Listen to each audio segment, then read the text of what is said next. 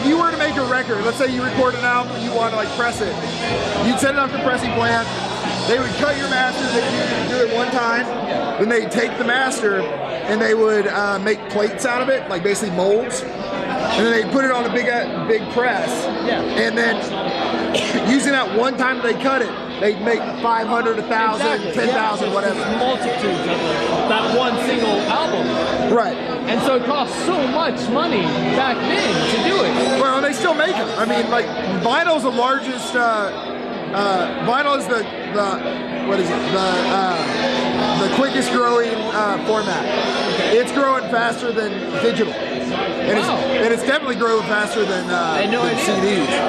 So a lot of people are getting into vinyl again. But the thing is, if you were to record a record, if you wanted to press that, you would have to make 300 copies. And at 300 copies, it'd still be really expensive because your setup charges are before you make one disc. That first disc costs you $1,200. $1,200.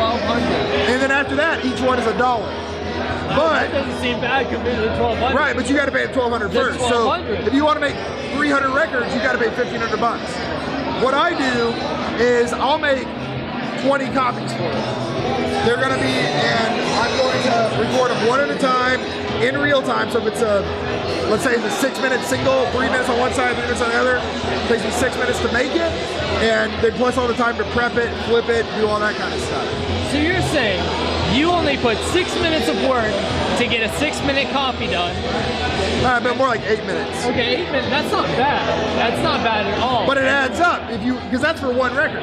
So if you want to make... They're doing this for $1,200, what you can do in this for way less, I'm assuming, from what you're picking. But they get less copies. And they get less copies. Well, no. They would get less copies from me.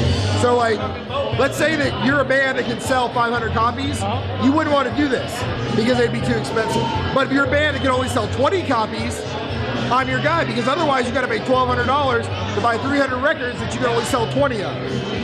And how much, let's say I want to buy 20 copies right now, how much does it cost?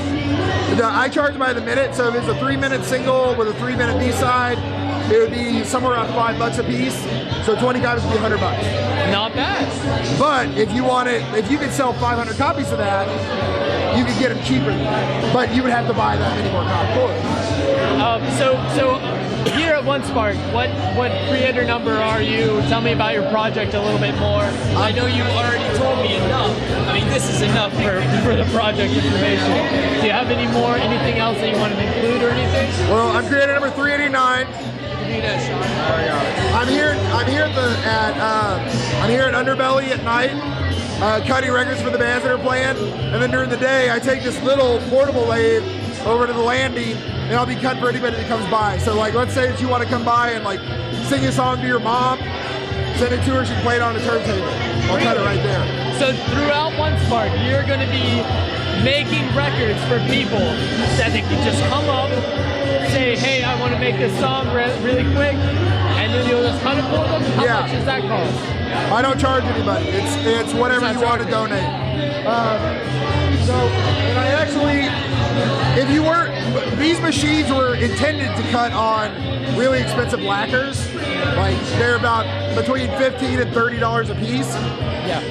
But that's too expensive to give away or to like sell. Exactly. So after a couple years of experimenting, and I've cut on pink plates, laser discs, CDs, I haven't made a record out of chocolate.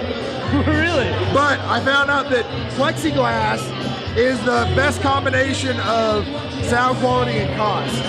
But to make these cut onto plexiglass, I had to really heavily modify them. And actually, so pretty much everything I use is like is recycled. I got this from a local Jacksonville plastic supplier. Whenever they would have like overcuts, or they would make, like windows or whatever, they had extra of this stuff. I hold this really? Yeah. So you're saying that this can hold music? Yeah, this will hold, about 5 minutes aside of music. Really? Yeah. This is going to be turned into a disc in just a couple of minutes here.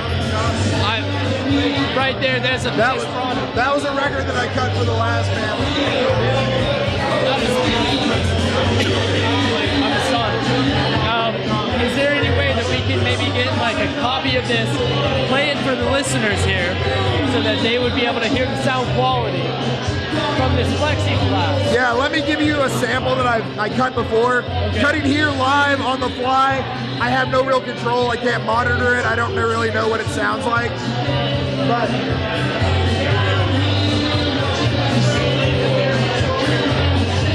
this is a record that I made in the studio where I had like controlled conditions and I could tweak it, make sure it sounded good. And this is all in plexiglass. Right. And what I did is I just made a little picture disc out of it. I glued And like... you can even, oh wow, that is really cool. I don't know if you guys can see that. Well, we'll try to get it into the light over here.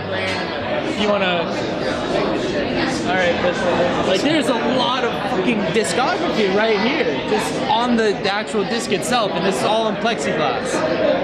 I've never seen anything like this, man. I think you got something really great here. Thanks, yeah. I actually was just at Coachella last weekend cutting records for Converse at one of their industry parties. I don't doubt it. I mean, I really think you're gonna go far in the industry. Cool. So you guys have it first here at One Spark. Be sure to head out to the landing so you can check out his plexiglass. And if you want to sing a song to your moms, you got it right there at the fucking landing. Just give them a little donation. Have a great one.